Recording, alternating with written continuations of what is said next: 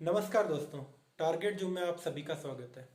हम इस वीडियो में बात करने वाले हैं कि जब कोई बिगिनर स्टार्ट करता है तो वो सबसे पहले यहाँ पे आता है तो उससे जो 5 बड़ी मिस्टेक्स होती हैं वो क्या क्या होती हैं, क्योंकि मैंने तो ये बहुत करी हैं। जब मैं आया था स्टार्टिंग में तो मैंने तो ये पांचों गलतियाँ बहुत करी हैं, बहुत बार दोहराया है और उनको बार बार भी किया है। लेकिन फिर बाद में समझ में आया कि अरे नहीं, यही जो गलतियाँ हैं यही मेरे लॉस का कारण है। वो सबसे बड़ी यही 5 गलतियां हैं। तो जो मेरा अपना पर्सनल एक्सपीरियंस है वो मैं आपके साथ शेयर करने वाला हूँ। तो आइए इस वीडियो को स्टार्ट करते हैं। तो सबसे पहले जो मैं पहले सबसे बड़ी गलती करता था, सबसे जो बड़ी गलती थी, स्पेकुलेशन। मुझे लगता था कि इंट्राडे बहुत अच्छी चीज़ है, मैं डेली इंट्राडे करूँगा और डेली वहाँ से जो भी प्रॉफिट निकालूँ, 1000 2000 10,000, मैं अपने डेली का प्रॉफिट करूँगा और उसे अपना कहीं और इन्वेस्ट करूंगा या फिर कहीं और ले करके जाऊंगा, उस पैसे को मैं कमाऊंगा।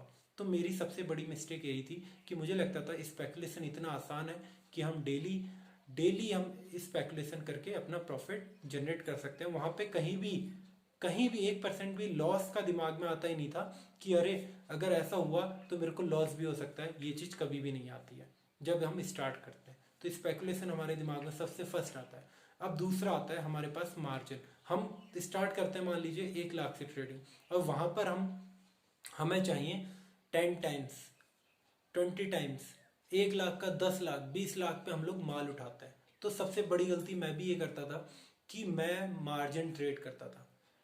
15 टाइम्स, 14 20 टाइम्स मार्जिन पे ट्रेड करता था और वहां पर जब वो लॉस होता था, अगर आधे परसेंट का भी लॉस होता है, अगर 1% का अगर आपको लॉस हो रहा है, आधे परसेंट का लॉस हो रहा है और अगर आप उसको 20 टाइम्स पे देखेंगे तो वो एक बहुत बड़ा लॉस हो जाता था।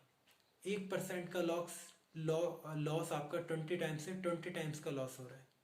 अगर आधे परसेंट का भी लॉस हो रहा है तब भी आपको 10 टाइम्स पे अगर आप उसे कैलकुलेट करते हैं तो वो आपका एक बहुत बड़ा लॉस हो जाता था।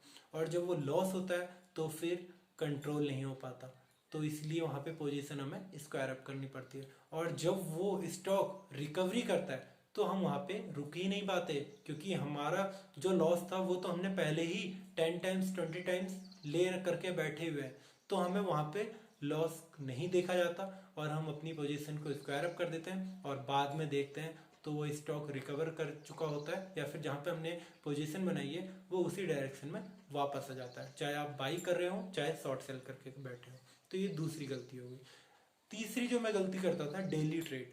डेली ट्रेड मतलब मार्केट ओपन होती 8:30 बजे अपना सिस्टम पे बैठ जाना है, टीवी ऑन कर देना है, सिस्टम ऑन कर देना है, मोबाइल नेट एट सब ऑन करके बैठ जाना है और देखना है कि कहाँ पे ज़्यादा मूवमेंट आ रही है, कहाँ पे लोग ज़्यादा ट्रेड कर रहे हैं और कहाँ पे क्या हो रहा है। बस लग जाना है कि मुझे ट्रेड करना है, घुस जाना है उसके अंदर कि बस ट्रेड लेना ही लेना ही है, लेना ही है। और जो समझ में आए ना आए, कुछ हो या ना हो, बस अपनी पोजीशन बनानी है जैसी मार्केट ओपन होते ही। और कभी कभी तो एएमओ ऑर्डर लगा दो तो उसमें और बड़ा लॉस होता था। और अगर वहाँ पे नहीं हो रहा है तो जैसी मार्केट ओपन होती है 9:15 पे वहाँ पर अपना पहला ऑर्डर प्लेस करके फिर बस देखते रहो कि कितना लॉस हो रहा है। तो दूसरी गलती यही होती है कि तीसरी गलती ये हो गई कि डेली ट्रेड करना है, डेली ट्रेड। अब चौथी गलती होती है स्टॉप लॉस। स्टॉप लॉस सही है, बहुत सही चीज़ है, लेकिन बहुत गलत भी है। अगर हमें अपने स्टॉप लॉस को अगर हम सही जगह पे नहीं लगा रहे हैं तो वो हमारी सबसे बड़ी गलती भी वही है। अगर हम यहाँ पर देखते हैं, अगर आप क्रूड ऑयल की बात करें, हम कमोडिटी पे ट्रेड करते हैं, अब वहाँ पर आप 10 पॉइंट का स्टॉप लॉस, 5 पॉइंट का स्टॉप लॉस लगाते हैं तो वो बहुत ज़्यादा नहीं है। वहाँ पर आप देखेंगे इतना वोलेटाइल रहता है, 300-400 पॉइंट वो एक दिन में डेली फ्लैक्चुएट करता है। अगर आप वहाँ पे 5-10 पॉइंट का अगर स्टॉप लॉस लगाएंगे तो आपका ट्रिगर होने ही वाला है। तो आपको वहाँ पे कम से कम 20-30, कम से कम 20 पॉइंट का स्टॉप लॉस लेना चाहिए, उससे ज़्यादा या फिर आपको वहां तक का देखना चाहिए। अगर उससे नीचे जाएगा तो अपनी पोजीशन को आप स्क्वायर अप करने वाले हैं। और अगर यहाँ पर बात करें हम स्टॉक की तो वहां पर तो आप देखेंगे 5-10 रुपए का डेली उनका क्या कहते हैं मूवमेंट है। कुल अगर आप बहुत अच्छे स्टॉक भी देखेंगे, HDFC हो गया, रिलायंस हो गया, तो वहाँ भी देखोगे 30-40 पॉइंट की मूवमेंट आती है। अब वहाँ पर अगर आप 10-15 पॉइंट का अगर स्टॉप लॉस लगाते हो तो वो एक बहुत बड़ा लॉस हो जाएगा। अगर 20 पॉइंट का आपने स्टॉप लॉस लगा दिया 1000 के स्टॉक में, तो वो आप देखोगे एक बड़ा लॉस होने वाला है। तो आपको स्टॉक के हिसाब से स्टॉप लॉस भी लगाना पड़ेगा।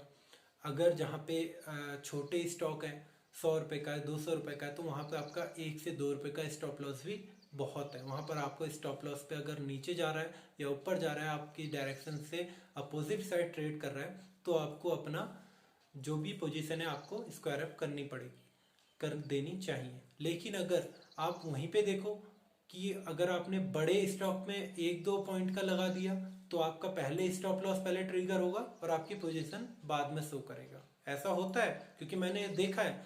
मैंने भी स्टार्टिंग में क्या करा, क्रूड ऑयल में अपना फटाफट 5 पॉइंट 10 पॉइंट का स्टॉप लॉस लगा लगा करके पोजीशन को खड़ी करी, और वो इतनी ज्यादा वोलेटाइल होता है कि 1 मिनट में जैसी आपकी पोजीशन शो करेगा उससे पहले आपका स्टॉप लॉस भी साथ साथ में ट्रिगर हो जाता है। तो आपको वोलेटाइल को भी कितना वोलेटाइल है स्टॉक, कितना कौन से स्टॉक पे आप काम कर रहे हैं, उस हिसाब से अपने स्टॉप लॉस को भी मैनेज करना पड़ेगा। तो मुझे लगता है ये सारी जो गलतियां हमने करी हैं या जो नए बिगनर करते हैं वो इस चीज़ से सीखेंगे और आगे को ऐसी चीज़ें नहीं करेंगे। और मेरा मानना अब ये है, क्योंकि पहले तो मुझे लगता था इंट्राडे बहुत अच्छी चीज़ है या स्पेकुलेशन, अगर हम इंट्राडे ना बोलें, स्पेकुलेशन एक बहुत अच्छी चीज़ है। लेकिन आज मैं ये हर एक वीडियो में कहता हूँ कि आप स्पेकुलेशन से थोड़ा दूर रहिए, स्टार्टिंग में दूर रहिए। इंट्राडे बहुत अच्छी चीज़ है कब, जब आप अपने स्टॉक को बाय करना चाहते हो, जब आप स्टॉक को सेल करना चाहते हो, या आप कहीं स्टॉक को पोजीशन लेकर के अपने पास होल्डिंग्स लेना चाहते हो, या फिर जब आपको ज़रूरत है, आपको लगता है कि मेरे स्टॉक ने बहुत अच्छे रिटर्न दे दिए हैं और मेरे को यहाँ से स्क्वायर अप करने की ज़रूरत है, तो वहाँ पर आपको वो इंट्राडे बहुत अच्छा काम करने वाला है। क्योंकि आप जब चाहोगे अपनी जो आपने होल्डिंग्स ले रखी है उसको सेल कर सकते हो। अगर ये इंट्राडे नहीं होगा तो ना ही कोई पोजीशन बना पाएगा और ना ही कोई अपनी होल्डिंग्स को निकाल पाएगा। तो इंट्राडे बहुत अच्छी चीज़ है, लास्ट में ये चीज़ भी कहूँगा। लेकिन अगर आप स्पेकुलेशन की बात करें कि आप स्टार्टिंग में आते ही सीधे सीधे इंट्राडे में एंटर कर जाए या फिर एफएनओ में एंटर कर जाए, वो चीज़ गलत है। यहाँ पर आपको पहले टेक्निकल एनालिसिस सीखना पड़ेगा, फंडामेंटल सीखना पड़ेगा, फिर आपको डेली मूवमेंट, वो सारी चीज़ें हैं वो बेसिक से स्टार्ट होंगी। वो हम आगे को वीडियोस उसके बारे में बनाएंगे। टेक्निकल एनालिसिस की पूरी बेसिक से लेकर के स्ट्रॉन्ग सब कुछ हम यहाँ पे जानने वाले हैं, एक एक करके स्टेप बाय स्टेप वो सारी वीडियो आएंगी। तो अगर ये वीडियो आपको अच्छी लगी हो तो लाइक कीजिए, चैनल को सब्सक्राइब कीजिए और अपने दोस्तों के साथ इस वीडियो को शेयर कीजिए। Thank you.